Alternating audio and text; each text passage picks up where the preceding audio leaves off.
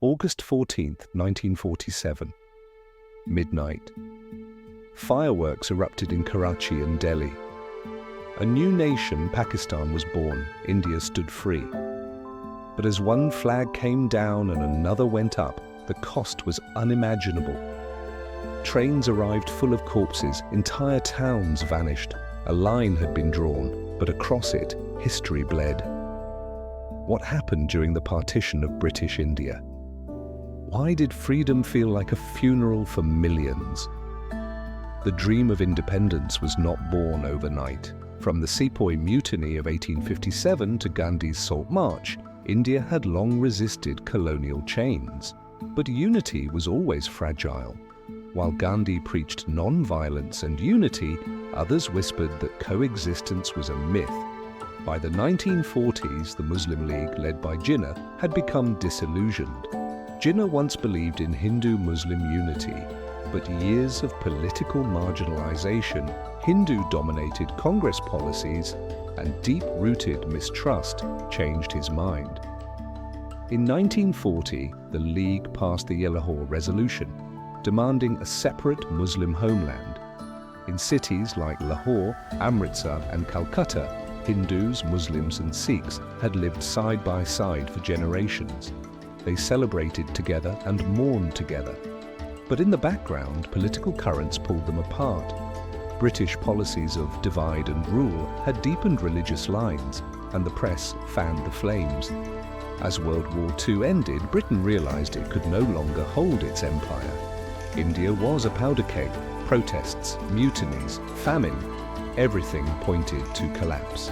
So they called in Lord Mountbatten to do the unthinkable, dismantle a subcontinent. Lord Mountbatten's deadline, August 15th, 1947, left almost no time for planning. Imagine carving a nation from another in just a few weeks. That was the task given to Sir Cyril Radcliffe. A man who had never been to India, never studied its maps, culture, or people. Radcliffe worked in secrecy, relying on outdated British surveys, ignoring emotional and cultural boundaries. Cities like Lahore, with a Muslim majority but strong Hindu and Sikh presence, became battlegrounds, literally and politically. When the borders were revealed, it was like a bomb had gone off. People were trapped on the wrong side. Muslims fled east to Pakistan. Hindus and Sikhs fled west to India. But these weren't just migrations, they were manhunts. Entire convoys were ambushed. Women were abducted. Children are thrown from trains. It's estimated that over 15 million people were displaced in the largest human migration in recorded history. Over 250,000 were killed. But the emotional death toll, uncountable. Trains became symbols of both escape and horror. One such train left Amritsar for Lahore, filled with refugees. It arrived full. But everyone inside was dead. Axes, machetes, fire. The massacre was so complete, even the British soldiers escorting the train were killed. But not all was darkness. In the chaos, stories of compassion still emerged. A Sikh man who disguised his Muslim friend as one of his own. A Muslim family that protected Hindu neighbors in their basement. And the human spirit, fractured but not extinguished. While the common people bled, their leaders gave speeches. Nehru declared a tryst with destiny. Jinnah called Pakistan a haven for Muslims. But both men were aware this was not the freedom they had envisioned. Gandhi, heartbroken, refused to join the celebrations. He walked barefoot in the riot-hit areas of Bengal and Delhi, trying to heal wounds. But he was a man losing faith. "What have we done?" he whispered to a friend.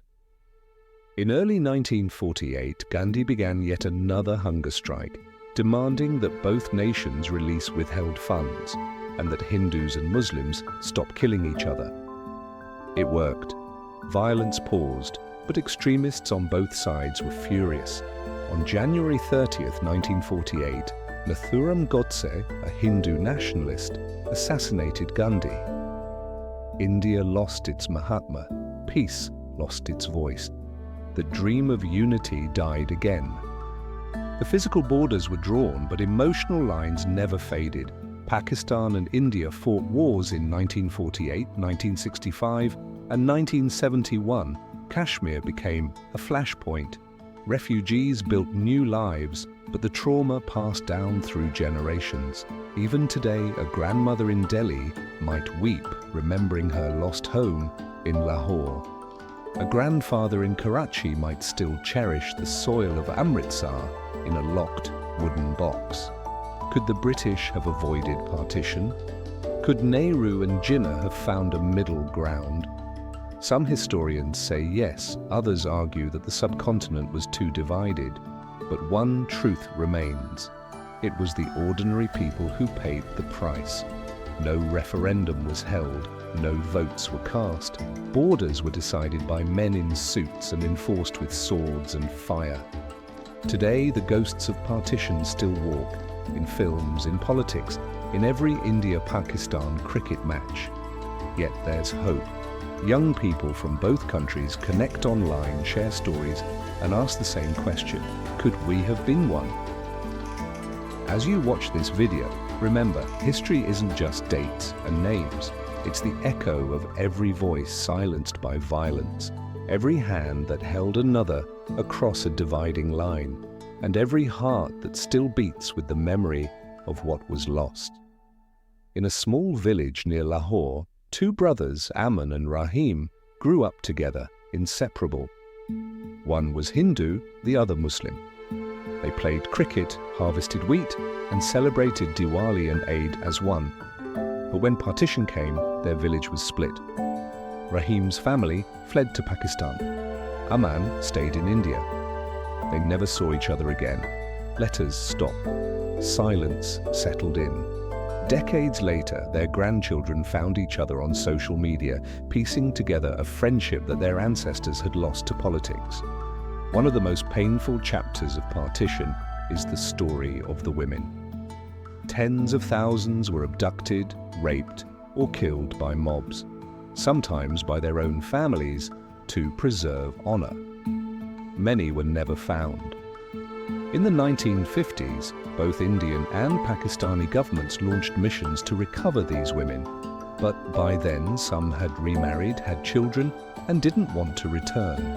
Their identities were erased, rewritten, or lost forever.